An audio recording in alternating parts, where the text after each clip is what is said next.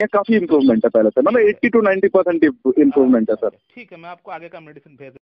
दोस्तों, आपने अभी ये जो कन्वर्सेशन सुना, ये हमारा और हमारा एक पेशेंट का है जिनको पिछले 2 साल से सेक्स रिलेटेड प्रॉब्लम थी। और आज इस वीडियो में ये बताऊंगा कि कैसे इनका सेक्स प्रॉब्लम हम लोगों ने सॉल्व किया, जो कि सिर्फ 2 महीना में लगभग 90% सॉल्व हो चुका है। वो कैसे सॉल्व हुआ, हमारा क्या अप्रोच रहा, हम लोगों ने इनको ऐसी कौन कौन सी मेडिसिन खिलाई जिससे कि इनका प्रॉब्लम एकदम जड़ से समाप्त हो गया, तो आज इस वीडियो में हम लोग ये जानने वाले हैं। तो मैं डॉक्टर सुप्रियोता और आप सभी का फिर से एक बार बहुत बहुत स्वागत है मेरा इस YouTube channel homeo care tips पे। तो दोस्तों, ये जो पेशेंट है ये हमारे पास आए थे लास्ट ईयर दिसंबर में ऑनलाइन कंसल्टेशन के लिए।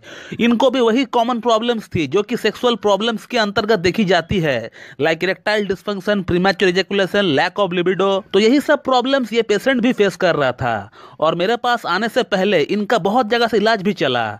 उनमें से 2 बड़े यूट्यूब के सो कॉल्ड होम्योपैथ भी थे जिनका वीडियोस आप लोग बड़ी चाह से देखते हो। मगर दुख की बात यह है कि किसी एक भी होम्योपैथ ने इनका केस को सही से रीड ही नहीं कर पाया, पढ़ ही नहीं पाया। ये जो पेशेंट है ये केस टेकिंग के दौरान बार बार एक ही बात को रिपीट कर रहा था, बार बार एक ही बात को दोहरा रहा था।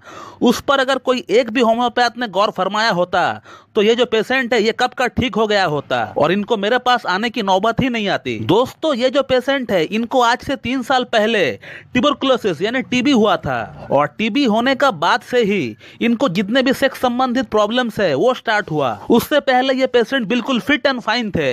ये पेशेंट बार बार दोहरा रहा था कि मुझे ये प्रॉब्लम्स नहीं थी, लेकिन जब से मुझे टीबी हुआ उसके बाद से ही मुझे ये प्रॉब्लम्स डेवलप हुई है। और उसी के बाद इनको स्टैमरिंग यानी हकलाने का प्रॉब्लम भी स्टार्ट हो गया, जो कि ये पहले नहीं हकलाया करता था। तो सेक्स प्रॉब्लम और स्टैमरिंग ये दोनों ही स्टार्ट हुआ टीबी होने का बाद से, पहले इनको नहीं थी। और जब मैं इस पेशेंट का केस टेकिंग कर रहा था, इस बात को इन्होंने कम से कम 10 बार दोहराया कि सर मैं इससे पहले बिल्कुल भी ठीक था, मुझे कोई भी शारीरिक प्रॉब्लम नहीं थी, लेकिन जब से मुझे टीबी हुआ है उसके बाद से ही ये सारी प्रॉब्लम्स डेवलप हुआ है। और इसी बात से मुझे इस पेशेंट का प्रॉब्लम का जो जड़ था, जो रूट कॉज था, वो मुझे दिख गया था। और वो जड़ है side effect of anti tubercular medication. यानी जब इनको टीबी हुआ था और टीबी के लिए जब इनको एंटी ट्यूबरकुलर मेडिसिन दी गई थी, उसी इंग्लिश मेडिसिन का ये साइड इफेक्ट है। तो अगर आज मेरा ये वीडियो कोई होम्योपैथ देख रहा है तो हमेशा एक चीज को याद रखे, when you ever come across patient who have suffered from bad effects of anti tubercular medication,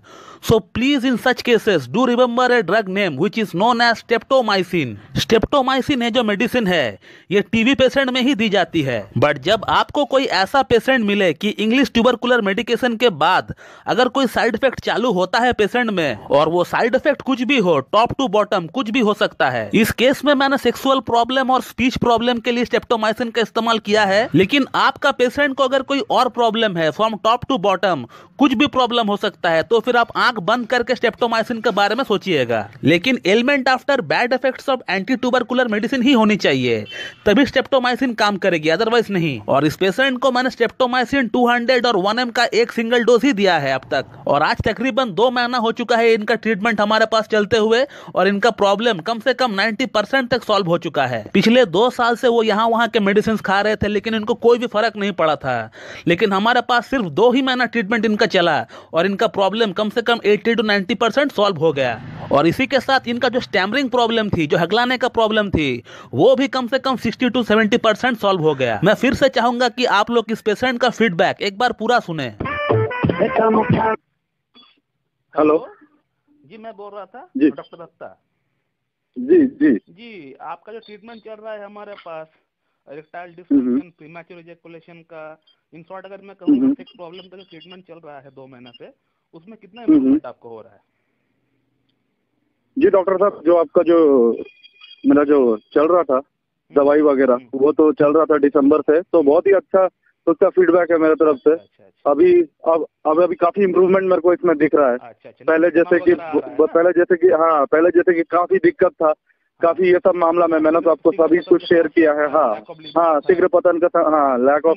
अभी जो है डॉक्टर साहब, अभी क्या हो रहा है कि अभी फिजिकल इंटीमेसी का डिजायर बढ़ रहा है, इरेक्शन रहा है देर तक, मतलब बहुत सारा पॉजिटिव चीज हो रहा है। अब पहले जैसा नहीं रहा, स्पर्म काउंट भी बढ़ रहा है, काफी अच्छा है। पहले जैसा दिक्कत नहीं है, काफी इम्प्रूवमेंट है पहले से, मतलब 80 to 90% इम्प्रूवमेंट है सर। ठीक है, मैं आपको आगे का मेडिसिन भेज देता हूँ कल। ठीक है, ठीक है, थैंक यू। और इस महीना मैंने इस पेशेंट को स्ट्रेप्टोमाइसिन 10 mg का एक सिंगल डोज अभी तक दे दिया है। तो इस वीडियो में आपने ये देखा कि कैसे एक सटीक होम्योपैथिक ट्रीटमेंट की मदद से सिर्फ 2 ही महीनों में impotency, erectile dysfunction, premature ejaculation, lack of libido, semen की क्वालिटी सभी में इंप्रूवमेंट लाया गया है। जबकि किताब में कहीं पर भी स्ट्रेप्टोमाइसिन के बारे में ये नहीं बताया गया है कि ये सेक्सुअल स्पेयर में काम करती है। तो यही है क्लासिकल होम्योपैथी, यही है इसकी खासियत, यही है इसकी सुंदरता। यहाँ पहले से कोई भी रेमेडी सेलेक्ट नहीं रहता है हमारे लिए, और इसीलिए होम्योपैथी में medicine case to case, person to person vary करता है।